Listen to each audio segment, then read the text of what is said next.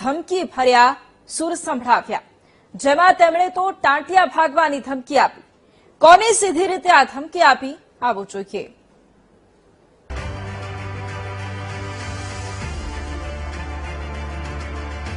મોરબીના જેતપુરમાં ખાનગી વીજ કંપનીની દાદાગીરી સામે છેલ્લા 3 મહિનાથી ખેડૂતોનું આંદોલન ચાલી રહ્યું છે। ખેડૂતો પોતાની માંગ પર અડગ છે અને સરકારના નિયમો કોઈ કાળે માન્ય નથી। ખેડૂતો 400% વળતરની માંગ કરી રહ્યા છે। ખેડૂતો પોતાની માંગ પર અડગ છે અને આંદોલન પણ યથાવત છે।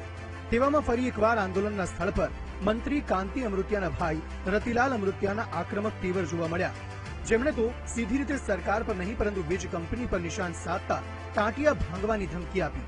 શું ધમકી આપી તેમણે તે પણ સાંભળો।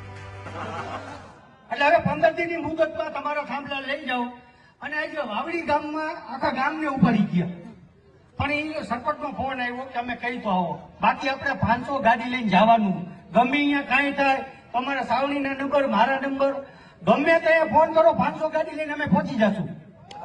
આપણા બાપનું ખેતર એના બાપને કોઈને નથી, અને અદાણી વાળાનું કોઈનું હિટાચી કે કોઈના માણા આવે ને ખેતરમાં ભાંગી જ નાખો નાખ્યા, કોઈને પૂછવાનું, અને જરૂર પડે અહીંયા હું આવીશ, તમને પેલા હું ઘા મારીશ, અને કોઈના બાપને કોઈને ખેતરમાં ગરવાદીઓમાં હવે આ નિયમ કરો, હવે ધોકા ઉપાડો, અને કહેવત છે ને ખેડૂત મારે નહીં મારી નાખે, મારી જ નાખવાના છે, આ નિયમ કરો।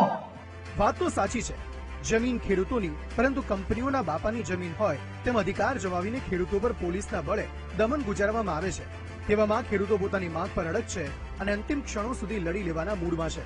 રતિલાલ અમૃતિયા મંત્રીજીના ભાઈ હોવા છતાં ખેડૂતોની પડખે તો ઉભા જ છે, પરંતુ વારંવાર વીજ કંપની અને સરકાર સામે ધમકી ભર્યા સૂર પણ ઉગામે છે। તેવામાં જોવાનું એ રહેશે કે આંદોલન વધુ ઉગ્ર બને છે કે તેને ઠાળવા સરકાર વહેલી તકે ફરી નિયમોમાં ફેરફાર કરી ખેડૂતોની માંગણી સ્વીકારે છે। દેવ સનાડિયા, BTV ન્યૂઝ, મોરબી।